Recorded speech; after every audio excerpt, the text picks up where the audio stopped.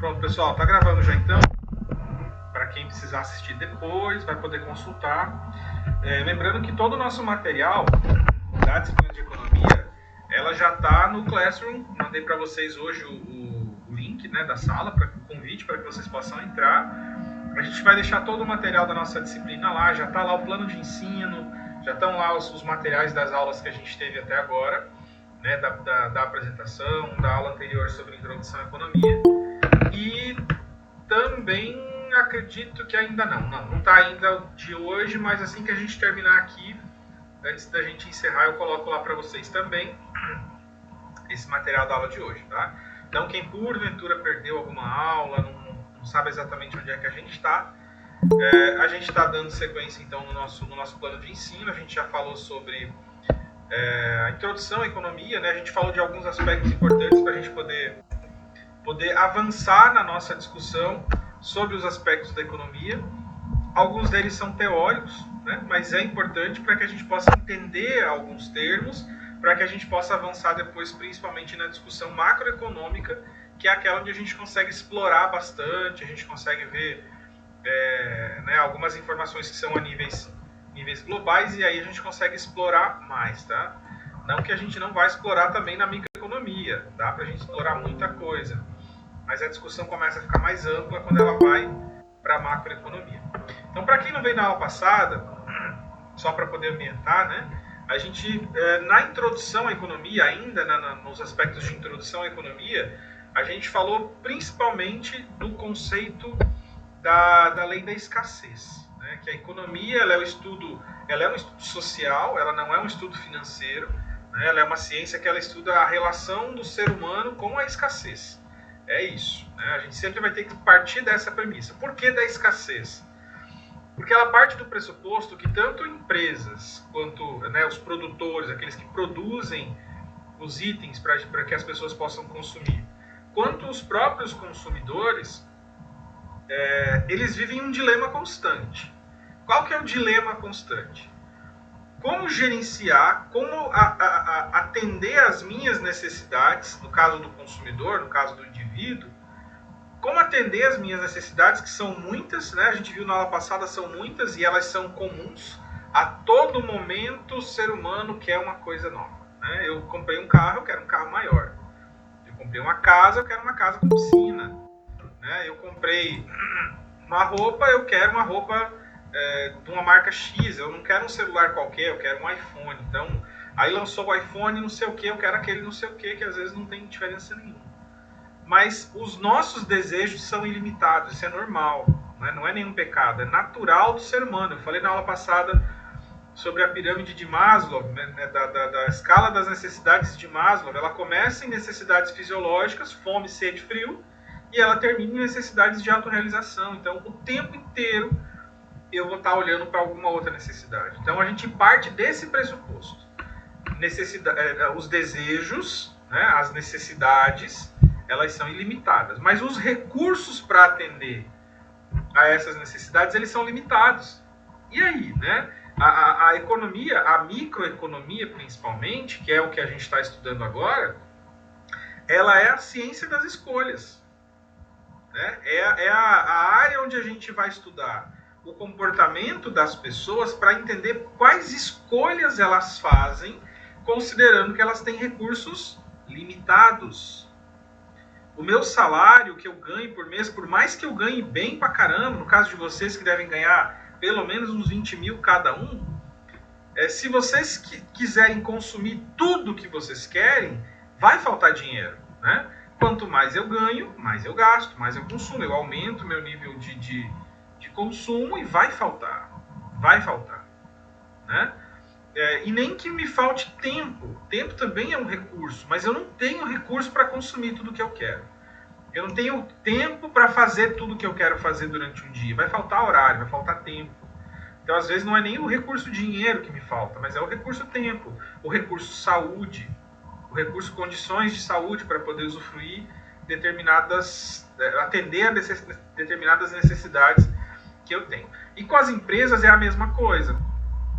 Como produzir itens, produtos ou serviços para que um público consuma se eu tenho recursos limitados, se os meus meios de produção são limitados, né? Eu não tenho, talvez, recurso financeiro para investir em tudo que eu gostaria do ponto de vista de inovação e tecnologia. Ou talvez não haja tecnologia para eu produzir aquele item, né? Na velocidade, no custo que eu preciso. Ou não há mão de obra disponível para que eu possa aumentar o meu processo produtivo. Então, a empresa também está limitada à escassez. Então, a lei da escassez, ela rege a economia como um todo. Tanto pessoas quanto empresas estão limitadas a recursos escassos. Isso é o que significa a lei da escassez, tá certo? E aí todo o estudo da economia, ela parte desse pressuposto, porque tudo vai ser justificado pela necessidade de gerenciar poucos recursos da melhor forma possível. Então, como que eu vou conseguir atender as minhas necessidades com poucos recursos? Como que eu vou conseguir produzir determinados produtos e ofertar esses produtos no mercado com recursos escassos? Como que eu vou precificar isso? Como que o preço disso vai ser afetado pela escassez de um determinado recurso ou um fator de produção, né? Como que a escassez de determinados elementos ou fatores de produção afetam o consumo, afetam os hábitos de consumo, como que o preço afeta o consumo, né? Então, a gente vai dar sequência na discussão de hoje falando sobre um aspecto que é muito relevante também para o estudo da economia, né, que é a oferta, a demanda e o equilíbrio de mercado.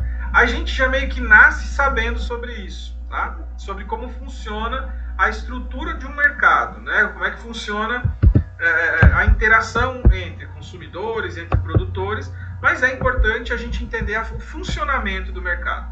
É importante a gente entender quais são os atores dessa estrutura para que a gente possa entender a interação entre elas, tá? Então hoje os nossos assuntos serão teoria da demanda, teoria da oferta, equilíbrio de mercado, e a gente vai começar a falar um pouquinho também sobre elasticidade, que é uma característica importante do mercado também, tá certo? Pessoal, mas antes da gente começar, talvez enquanto vocês ainda estão acordadinhos aí, se eu perguntar para vocês o que é a lei da oferta e da demanda, ou, né, a lei da oferta e da procura, que é como a gente conhece também, como é que vocês explicariam para mim o que é a lei da oferta e da procura? Pelo conhecimento que vocês já têm de mundo, de vida, de maturidade. O que é a lei da oferta e da procura? Vamos lá.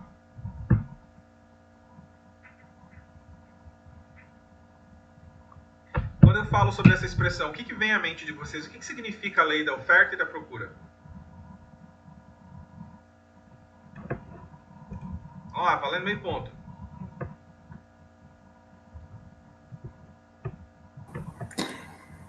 Olha,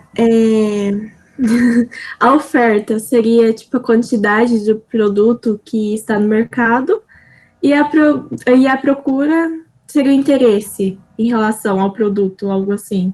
Sim, mas aí quando a gente fala da lei da oferta e da procura, o que vem na tua mente, além dessa classificação? Acho que o próprio nome já ajuda bastante, né? Oferta é aquilo que está sendo ofertado, a demanda, a procura é o interesse por consumir.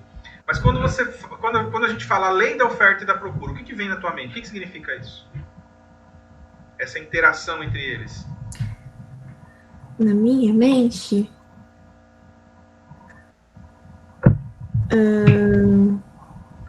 Porque a interação entre oferta e demanda que é o que traz traz a lei da oferta e da demanda, né?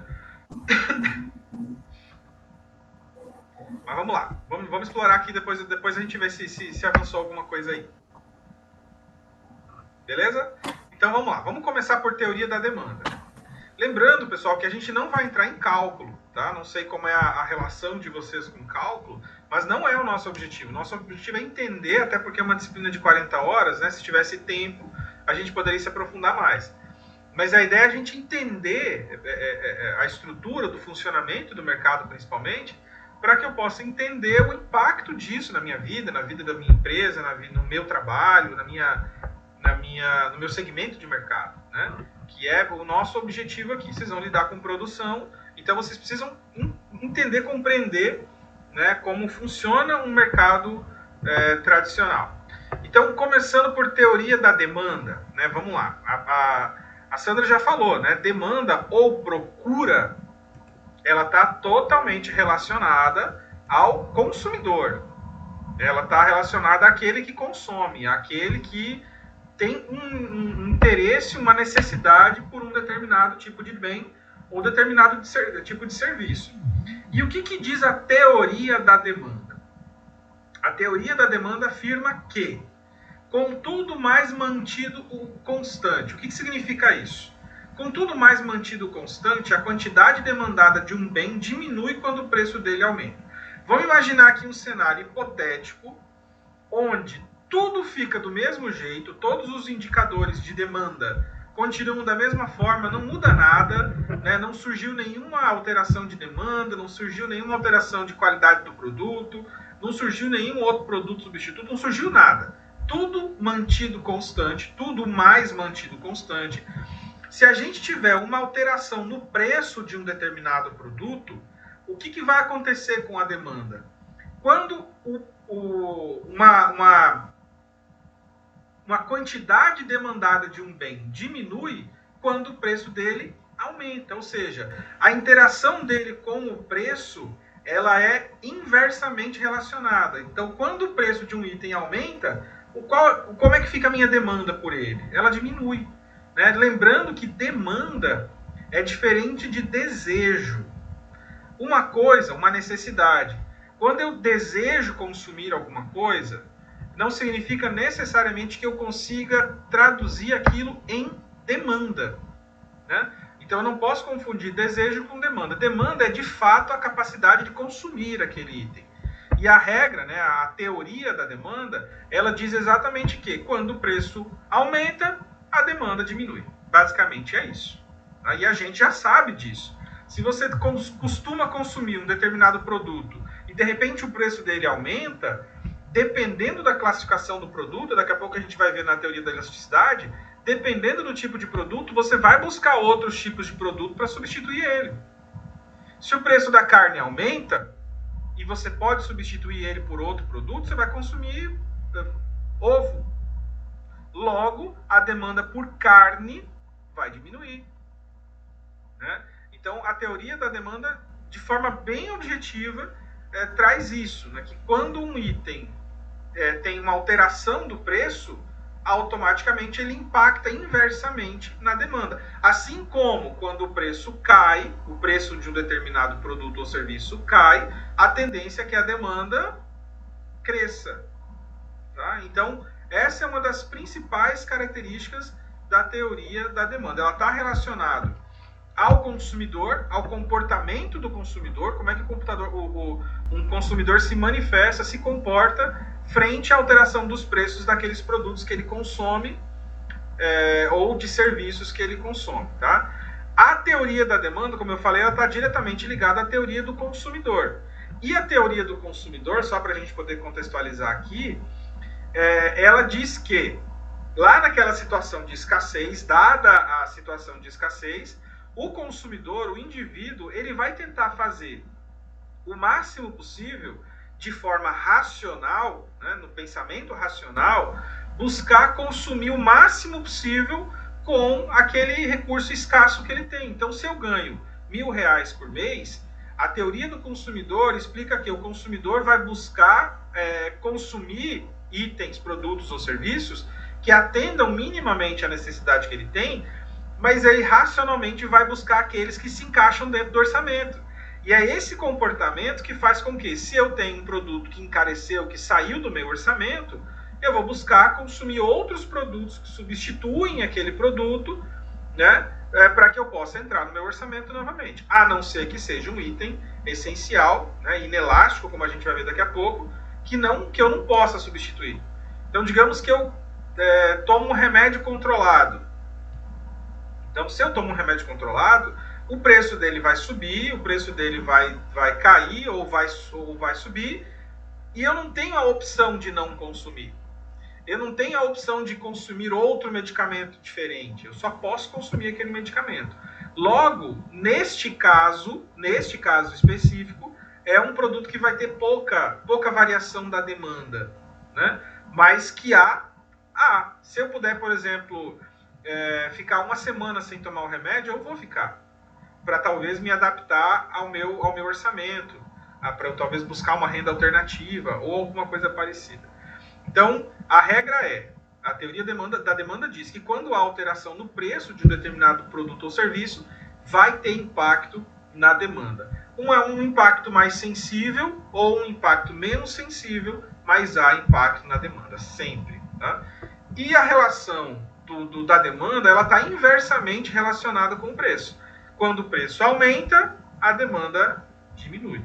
Quando o preço diminui, a demanda aumenta. E ela é diferente de desejo, né? Porque uma coisa é você querer um item, né? Uma coisa é você ter o interesse de comer carne vermelha a semana inteira. Né? Eu quero consumir por semana 10 quilos de carne, eu e minha família. Esse é o meu desejo ou essa é a minha demanda? Né? É o meu desejo, é o meu interesse, é a minha necessidade. Porém, para que essa necessidade ou desejo possa se tornar uma demanda de fato, para que ela se converta numa demanda, eu vou ter uma série de atributos que definem se eu posso ou não. O primeiro deles é o preço, né? Se o preço está dentro do orçamento ou não. O segundo é a possibilidade de substituir esse item.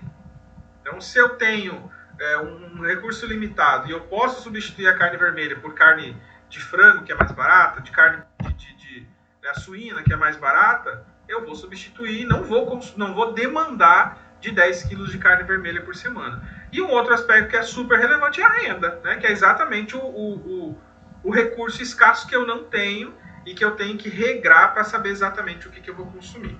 E aí a gente fala da curva da demanda. Isso aqui é importante também a gente conhecer, porque ela vai ajudar a gente a entender melhor quando a gente for falar de equilíbrio de mercado. Então, o que a curva da demanda diz? Primeiro, que ela é decrescente ou negativa. Eu vou mostrar aqui para vocês. Isso aqui eu já falei, né? A teoria da demanda, quanto maior o preço, menor a demanda, certo? Quanto menor o preço, maior a demanda. Ela é inversamente relacionada. Sempre o inverso da outra. E aí está a curva da demanda, né? Não é uma reta da demanda aqui no caso. Mas o que a gente pode entender desse gráfico? Eu trouxe aqui para vocês um gráfico onde ele relaciona preço versus quantidade.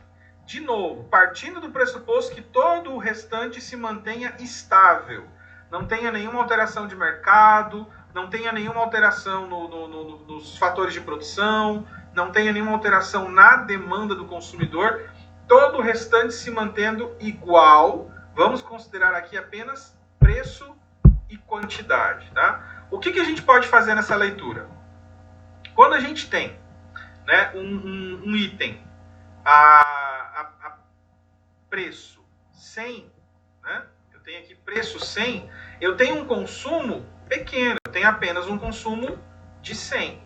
Então, quem está nessa faixa aqui, né, é aquela pessoa que talvez consegue pagar um preço mais caro por aquele produto.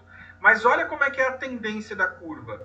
Quanto mais o preço vai diminuindo, quanto mais eu vou me aproximando de preços mais baratos, o consumo vai aumentando. A quantidade consumida vai aumentando.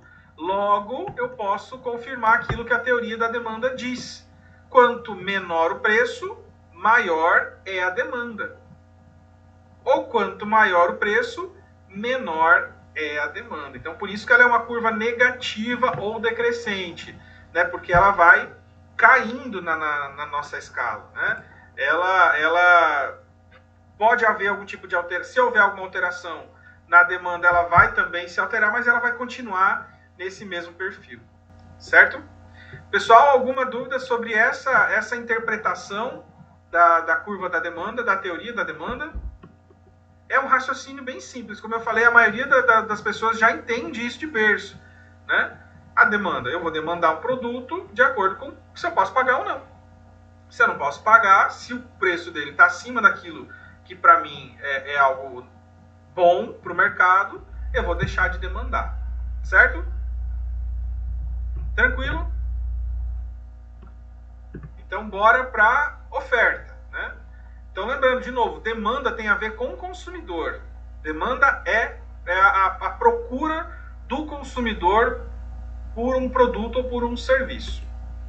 E aí a teoria da oferta, ela está relacionada ao produtor, né? À empresa.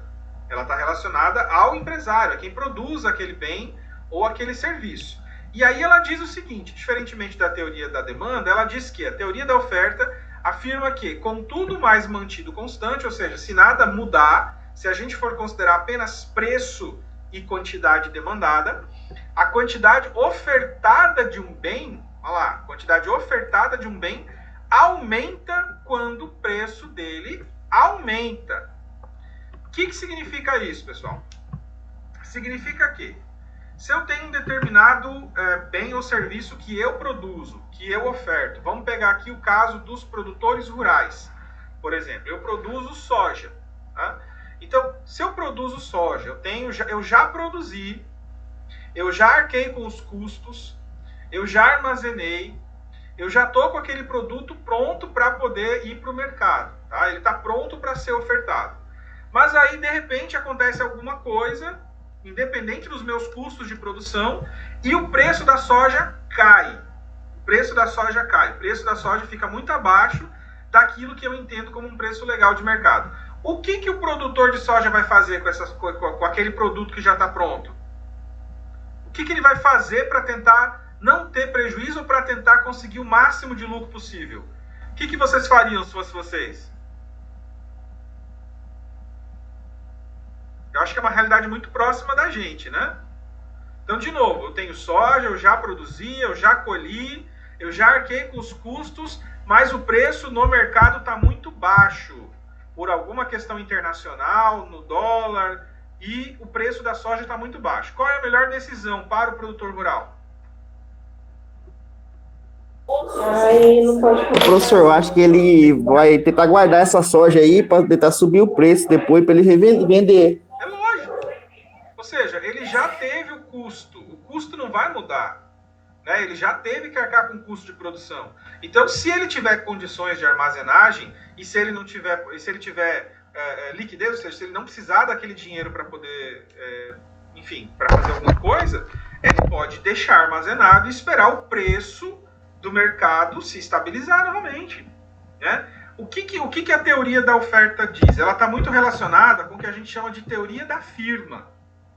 A teoria da firma, não sei se vocês já estudaram em alguma outra disciplina, ela, entre outras coisas, ela traz exatamente essa preocupação de que a empresa, o produtor, o empresário, ele sempre vai tentar aproveitar oportunidades para maximizar o lucro na operação que ele vai estar desenvolvendo. Então, em função disso, a teoria da oferta diz exatamente que quando um preço está abaixo, né, ou seja, quando ele desce, quando um preço cai, o interesse do empresário em ofertar aquele produto também cai. Então, ela está diretamente relacionada ao preço. Quando o preço cai, a oferta cai. Quando o preço eleva-se novamente, a oferta também eleva. É exatamente o caso do produtor rural. Quando o preço do soja volta a um patamar positivo, ele volta a crescer, o interesse do empresário em oferecer aquele produto aumenta. O interesse em produzir ele aumenta. Né? Então, se você tem um processo produtivo onde os custos são os mesmos, os custos não mudaram, mas o preço caiu, eu vou ter interesse em produzir esse produto? Não, meu lucro vai ser muito pequeno. Não vale a pena eu investir os meus meios de produção para poder produzir esse produto. Então a tendência é que ele tire esse produto do mercado. A tendência é que ele não oferte mais esse produto. A tendência é que ele tire ele da linha e vá buscar produzir outros produtos que estejam com preço mais atrativo. Então a teoria da oferta ele tem uma curva diferente. A curva ela é crescente ou positiva, né? Ou seja, se eu tenho então quando o preço se eleva, a oferta também se eleva. Se o preço cai, a oferta cai. É diretamente relacionada, né? Então, olha lá, como é que é a curva da oferta. A curva da oferta ela é crescente, onde quanto maior o preço, maior o interesse do empresário, do produtor, em disponibilizar maiores quantidades no mercado, né? Então, não significa que eu vou ofertar tudo e tudo vai ser vendido, né? Até porque a gente vai falar daqui a pouco do que é o ponto de equilíbrio do mercado, né? Não, se eu ofertar mais do que aquilo que o mercado tem interesse em consumir, eu tenho um excesso de oferta. Provavelmente, se eu me empolgo e oferto demais, e eu tenho um excesso de oferta, a tendência é que os preços comecem a cair. Quando eu tenho uma oferta excedente de produtos no mercado, a tendência é que os preços comecem a cair. Então, é assim que o equilíbrio de mercado vai acabar funcionando, né? Ele atua frente aos excessos. Mas, fechando aqui sobre a curva da oferta, de novo, oferta está relacionada ao produtor, está relacionado ao empresário, a empresa que produz aquele bem ou aquele serviço, tá? E aí ela diz que a oferta está diretamente relacionada com o preço. Quanto mais caro, mais interesse eu tenho em ter o máximo de lucro, que é o que a teoria da firma diz, né? Então, se eu não vou ter um lucro interessante para o meu negócio, eu deixo de ter interesse em ofertar aquilo no mercado. Tá certo? Tranquilo até agora? Show de bola. E aí a gente parte então para a discussão sobre o equilíbrio de mercado, né? A teoria do equilíbrio de mercado. Lembrando que a gente já viu a teoria da demanda, que está relacionada ao consumidor, o interesse dele em consumir frente ao preço, né? A gente viu também a teoria da oferta, que está relacionada ao empresário, ao produtor, e o interesse dele, né, a disponibilidade dele em ofertar um determinado item frente ao preço também.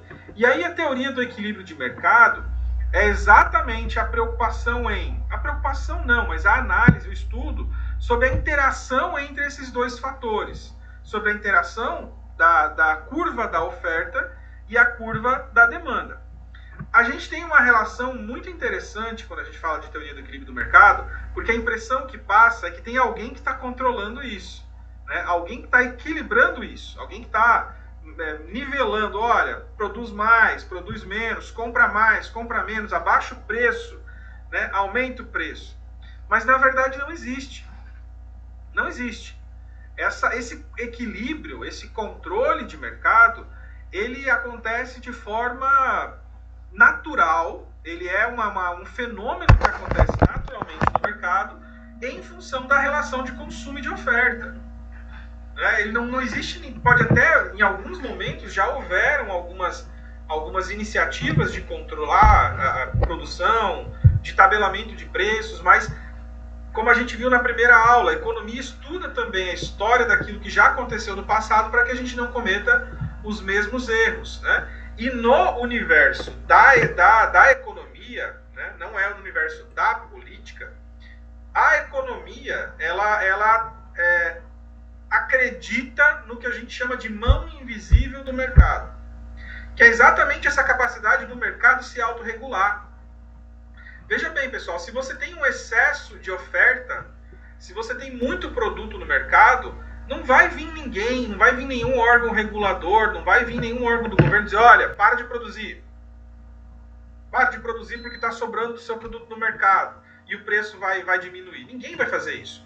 É o próprio cliente, né, que vai perceber que tem muita opção, tem muito produto demais e não vai ter cliente para tudo isso, não vai ter consumidor para consumir tudo aquilo. E essa oferta em excesso, aquele produto que está parado na prateleira, para que o empresário não tenha tanto prejuízo com aquele produto parado, o que ele vai fazer? Ele vai reduzir o preço para tentar fazer com que aquele produto saia.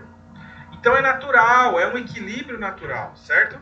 Então por isso que a economia ela está baseada também entre uma série de outros princípios, mas no princípio do liberalismo econômico, que independente do nosso posicionamento político, o liberalismo econômico, né, que parte do pressuposto que o próprio mercado deve se regular, não deve haver intervenção do Estado, ou se houver, a intervenção deve ser a mínima possível, né, ela dá exatamente espaço para que esse conflito que existe naturalmente entre o consumidor querendo pagar mais barato e o empresário, né, o produtor, querendo ter o máximo de lucro possível, essa interação e esse conflito que acontece naturalmente entre eles é essa mão invisível que vai fazer com que o equilíbrio aconteça.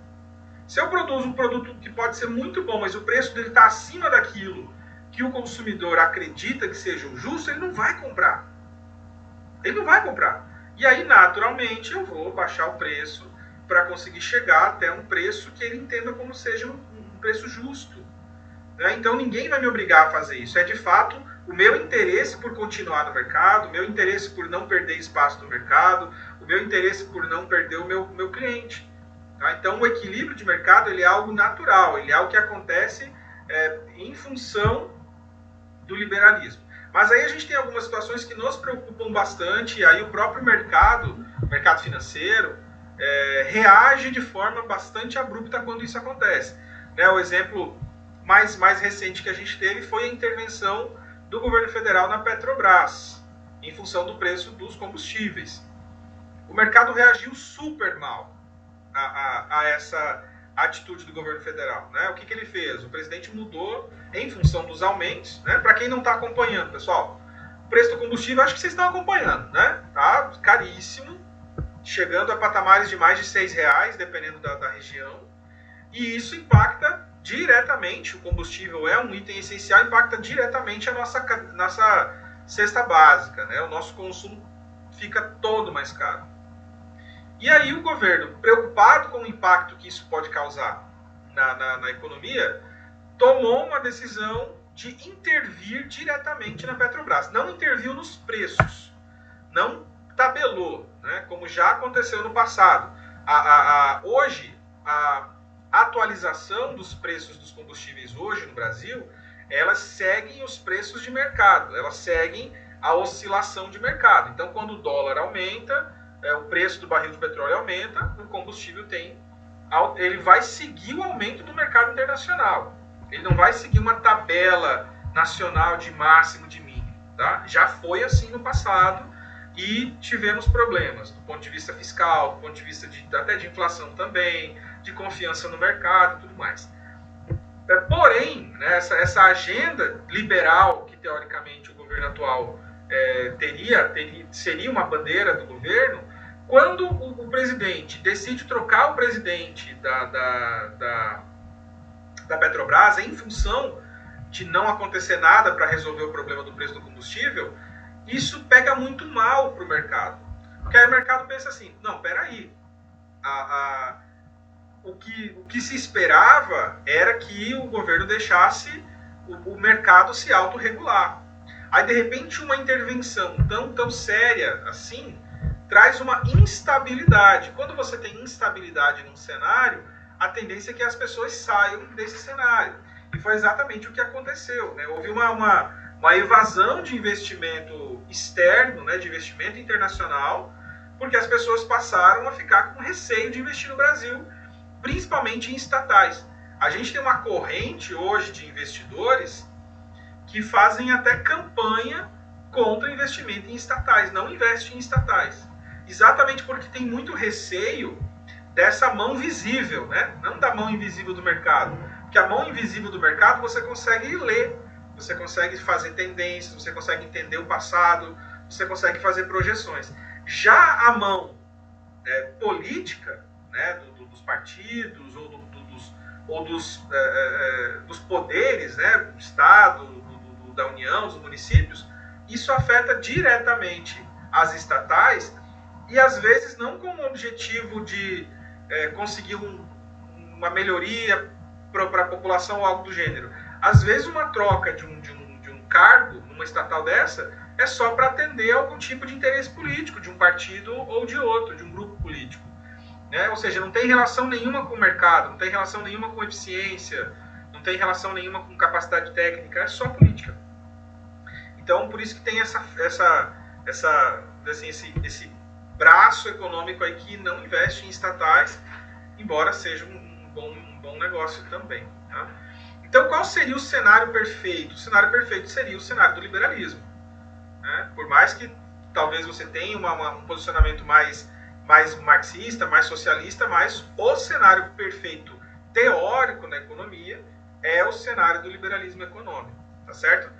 E qual seria, né, o cenário perfeito? O cenário perfeito, dentro dessa lógica, é o cenário onde a oferta e a demanda de bens e de serviços, ela consegue atender às suas necessidades sem que haja excesso nem de oferta e nem excesso de demanda, nem que não falte produtos e que também não sobre no mercado. Então, onde é que a gente encontra o equilíbrio de mercado? Olha só. Então, de novo, aqui em cima, né, eu tenho um preço de 90. O que acontece quando eu tenho um preço de 90? O preço está alto. Né? Essa aqui é a linha da demanda. Quando eu tenho um preço alto, a tendência é que a demanda diminua. As pessoas deixam de querer consumir em função daquele preço. Tá?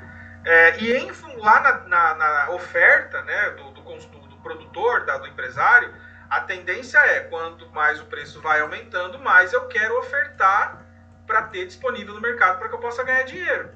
Então, o equilíbrio de mercado ele vai acontecer exatamente quando a gente chegar num preço tal que não seja nem caro para o consumidor e nem tão barato para o empresário. Ou seja, o consumidor está feliz com esse preço e o produtor também está feliz com esse preço. E aí ele está consciente de qual é a quantidade de equilíbrio. Ou seja, eu não vou produzir 1000 unidades. Por que eu não vou produzir e ofertar 1000 unidades? Porque a oferta de equilíbrio é aquela onde 600 unidades a esse preço é interessante para o meu consumidor. Então, a partir do momento que o empresário tem essa percepção de qual é o ponto de equilíbrio, ele não produz a mais, ele não faz sobrar no mercado, ele produz na quantidade necessária para atender a demanda do mercado, certo? E isso vai fazer com que não exista excesso de oferta, excesso de produto no mercado e essa oscilação de preços não aconteça, não haja prejuízo também. Da mesma forma, o consumidor ficou satisfeito. O consumidor mantém a demanda dele nessa mesma quantidade e ele não tem mais uma curva de oferta, ele tem uma reta de oferta, ou seja, eu vou consumir nesse preço porque esse preço está legal. Agora, se houver qualquer oscilação de preço para cima ou para baixo, vai afetar a demanda novamente. E aí, como é que funciona esse equilíbrio? Professor, então, a gente descobriu que o equilíbrio é 600 unidades a R$55 e aí todo mundo vai ficar nisso aqui, não vai mudar? Não. Não, porque não tem um órgão de controle que faça isso, como eu falei agora há pouco. Como é que funciona esse controle? Ele vai acontecendo dia a dia. Ele vai acontecendo no aumento de oferta, como eu falei, e aí não tem consumo para tudo aquilo, aí reduz o preço. Aí reduz o preço, aumenta a demanda, e aí começa a faltar produto, aumenta o preço. Ou seja, vai havendo essa flutuação que é natural no mercado, aquele sobe e desce, aquela briga de poderes entre o consumidor e o produtor, e essa oscilação acaba gerando uma média. Então, essa média é o equilíbrio de mercado. Não significa que vai existir esse cenário perfeito, onde o preço fique estável no ponto de equilíbrio e a produção fique estável no ponto de equilíbrio. Isso não vai acontecer. Isso dificilmente vai acontecer. O que vai acontecer é essa oscilação de preço e de demanda, e essa oscilação vai gerar uma média, que é um equilíbrio perfeito, que é esse equilíbrio que naturalmente acaba acontecendo no mercado. Tá? Então, de novo, o que é o equilíbrio de mercado?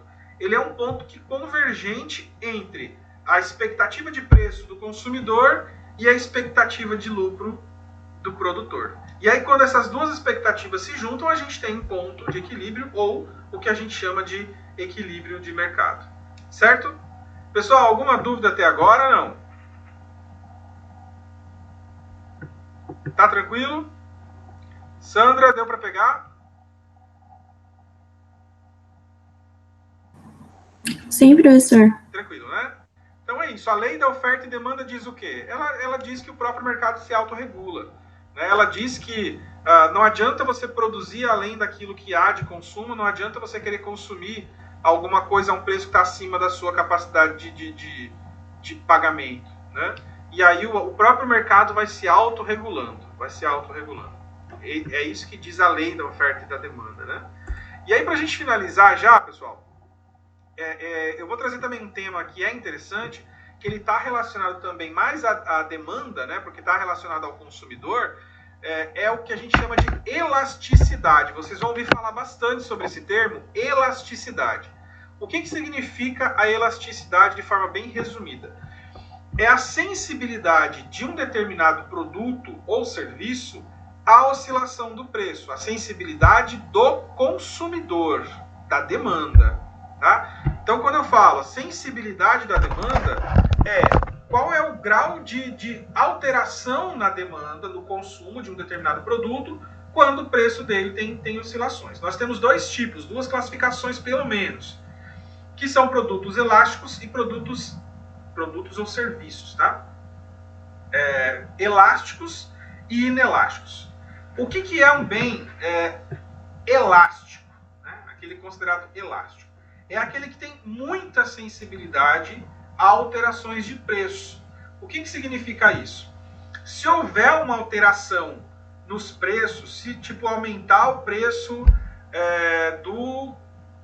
vamos colocar aí de novo da carne, né? Se houver uma alteração no preço da carne, o que vai acontecer com a demanda de carne? Vocês vão continuar consumindo carne se ela tiver a R$50 o quilo? Carne vermelha? A tendência é que não, a tendência é que a demanda diminua, a tendência é que as pessoas busquem uma alternativa. Eu vou comer ovo frito, né? Ou eu vou comprar outro tipo de carne mais barata, né? Ou eu vou reduzir o meu consumo mesmo, vou passar a comer menos. Então, esse item, carne, neste caso, ele tem uma alta sensibilidade à alteração de preço. Ele tem uma alteração muito grande. Não é uma alteração pequena, é grande. Aumentou o preço, reduz. E por que reduz? Uma característica de bens considerados elásticos é que eles têm produtos substitutos. Ele pode até ser um produto essencial, mas ele tem produto substituto. Eu consigo substituir ele por outro produto sem deixar de atender a minha necessidade. Entendeu? Eu consigo atender a minha necessidade de comer carne sem necessariamente comprar carne vermelha. Eu posso comprar carne de frango, eu posso comer carne de suína, que eu vou atender a minha necessidade da mesma forma, sem precisar comprar aquele item. Então, ele é elástico porque a demanda é sensível, para cima e para baixo. Assim como, se o preço cair, se tiver uma alteração para baixo no preço, o consumo aumenta instantaneamente. Né? Exatamente porque eu estava consumindo um bem substituto, agora eu posso voltar a comer carne vermelha. Então, eu volto a comer carne vermelha, porque é um item de interesse coletivo. Assim como o contrário. Itens inelásticos são aqueles que têm pouca sensibilidade à alteração de preço. São aqueles que, quando tem alguma mudança no preço, para cima ou para baixo, a demanda altera, a alteração na demanda, mas é uma alteração menos sensível. É uma alteração menos expressiva. A principal característica desses produtos inelásticos, desses bens inelásticos, é que são produtos tão essenciais que, mesmo ficando mais caro, eu não posso deixar de consumir. Deixa eu pegar como exemplo aqui o gás de cozinha.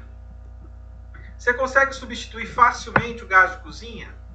Tá, tudo bem, eu posso usar a lenha, mas uma casa normal, uma casa comum hoje no Brasil, você consegue substituir o gás de cozinha tão facilmente? Eu acho que não. Você não tem outra opção. Você vai deixar de consumir gás de cozinha porque o preço dele altera? Pouco provável. Você vai reduzir. Você não vai esbanjar, né? Você vai racionar, né? Você vai tentar fazer render melhor aquele gás para durar mais tempo. Mas você não vai deixar de consumir. Você não vai deixar de consumir. É algo necessário, assim como um remédio controlado, alguma coisa que eu preciso consumir, que eu não tenho opção, não tenho um substituto, a demanda não altera tanto. Assim como o contrário, né? Se o preço dele diminui, eu também não vou consumir mais por isso. Se o preço do gás diminuir hoje e cair a R$10 o botijão de gás, vocês vão sair deixando a boca do fogão acesa só porque o gás está mais barato? Não. Então, ele é pouco sensível. O consumo, né, a demanda não tem grande alteração em função dos preços dele. Então, é importante a gente entender isso também, né? Qual que é o impacto? A inflação aumentou o preço. Tá, mas vai ter elementos que você vai continuar consumindo da mesma forma. Compensação, tem aqueles que podem ser substituídos, que são os elásticos, né, que não impactam tanto quando há um aumento, porque você vai substituir ele por outro item. Tá? Então, elasticidade de mercado significa a sensibilidade a determinados produtos ao consumo quando há alteração no preço. Quando há uma alteração muito sensível, a gente chama de itens elásticos. Quando não há alteração, a gente chama de inelásticos. Tá certo? Pessoal, alguma dúvida até agora? Sossegado? Tranquilão? Se não tiver nenhuma dúvida, meu povo, eu estou quase acabando aqui. Se tiver dúvida, falem agora ou fala depois também, não tem problema. Não precisa se calar para sempre. Beleza? Então, se não tiver nenhuma dúvida, eu vou partir então já para o nosso ou seja, né, que é o nosso resumão da aula de hoje. Né? A gente falou bastante coisa importante que a gente vai usar muito para as próximas aulas. Né? A gente fortaleceu a discussão sobre a lei da escassez, né, que faz com que as pessoas e as empresas tenham que decidir o que fazer com seus recursos escassos. A gente falou da teoria do funcionamento do mercado, que compreende teoria da demanda, teoria da oferta, equilíbrio de mercado e a elasticidade. Tá? Onde teoria da demanda está falando sobre consumidor, sobre a capacidade de consumo, né? E como o consumo é impactado pelo preço. Quando o preço aumenta, o consumo diminui. E quando o preço diminui, o consumo aumenta. Já a teoria da oferta está relacionada ao produtor, à empresa, né? Onde, como baseado lá na teoria da firma, ele vai tentar buscar o máximo de lucro numa operação. Então, quando aumenta o preço, a tendência é que haja um aumento no interesse em ofertar um determinado produto para que ele possa ter o maior lucro possível. Quando você tem uma redução dos preços, reduz também o interesse, a vontade, a disposição de ofertar aquele determinado produto. E aí essa oscilação, esse jogo de poder entre o consumidor e o produtor, essa oscilação entre excesso de oferta e excesso de demanda, vai chegar naturalmente no equilíbrio de mercado, que é como a gente chama uma quantidade e um preço, onde tanto o consumidor está satisfeito e vai consumir aquela quantidade, quanto o produtor também está satisfeito e vai produzir aquela quantidade, aquele preço. Tá certo, pessoal? E aí a elasticidade, como a gente acabou de falar, é o grau de sensibilidade da demanda em relação à alteração dos preços. Eu espero que quando a gente for discutir macroeconomia, né, já para as próximas aulas, a gente consiga internalizar esses tópicos, porque são importantes. A gente vai usar muito também para poder entender a análise de mercado, outras disciplinas que vocês também vão estudar, porque são itens importantes para a carreira profissional de vocês, tá certo? Pessoal, se não tiver nenhuma dúvida, eu vou ficando por aqui, vou encerrando aqui. Esse material já vai estar lá no Google Classroom. E se vocês tiverem qualquer dúvida, eu vou estar à disposição para conversar com vocês, tá bom? No mais, desejar para vocês uma ótima semana, um bom restinho de segunda-feira e bom descanso para vocês, tá certo? Valeu, pessoal. Obrigadão. Falou, professor. Boa noite. Tchau, tchau. Boa noite, Boa professor. noite, professor.